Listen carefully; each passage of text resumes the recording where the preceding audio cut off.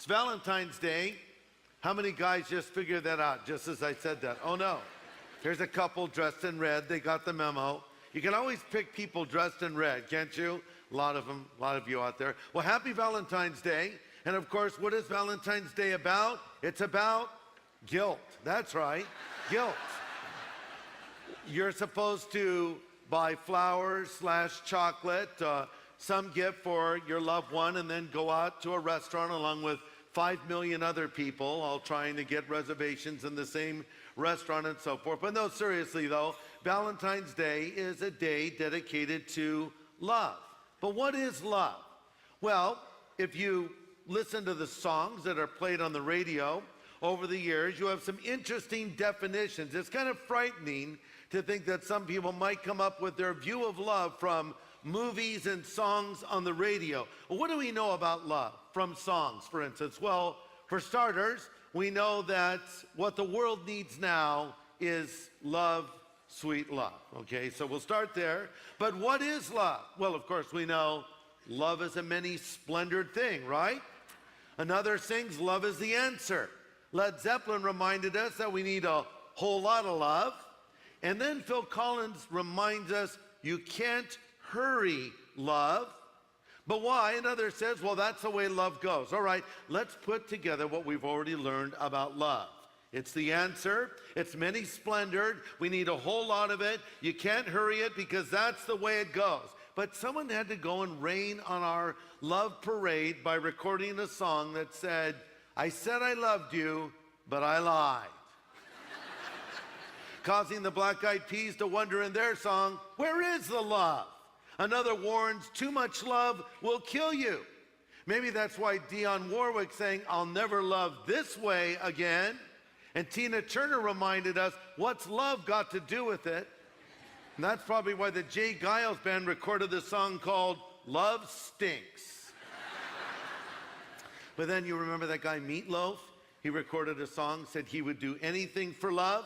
Remember that band, that 70s band called Bread? How many of you remember Bread? Oh, wow. Okay. They had a song out as well called Lost Without Your Love. I think Meatloaf, the Black Eyed Peas, and Bread ought to go on tour. Just makes me hungry thinking about it. And they could bring along that one-hit wonder band. They were called the 1910 Fruit Gum Company. Is that not a stupid name for a band? But you know their song, I guarantee it. Yummy, yummy, yummy, I've got, that's right, love in my tummy. Oh my. I guess the Beatles recorded the definitive song on love. All you need is love. Then they broke up and sued each other. It was a beautiful thing, really. Various philosophers have opined on love as well. Plato said, love, it's a grave mental disease. He had probably been listening to the Jay Giles Band song, Love Stinks, a little bit too much. Oliver Wendell Holmes was more optimistic about love when he said to us, love is the master key that opens the gates of happiness. Another said, love makes your soul crawl out of its hiding place. Even another says, love is the only sane and satisfactory answer to the problem of human existence. Well, what is love? The Bible says clearly, God is love. And we don't have a greater example of love than what we have in God showing his love toward us. Probably the definitive statement on love is John 3:16, for God so loved the world, he gave his only begotten son, and whoever believes in him should not perish and have everlasting life. And probably the greatest definition of love is 1 Corinthians 13. From a modern translation, it says, love never gives up. Love cares more for others than for itself. Love doesn't want what it doesn't have. Love isn't always me first. Love doesn't keep score of the sins of others. Love puts up with anything. It trusts God always. It always looks for the best. It never looks back. Love keeps on going to the end. So as I already said, we have this amazing example of love where God loved us. So how should we respond?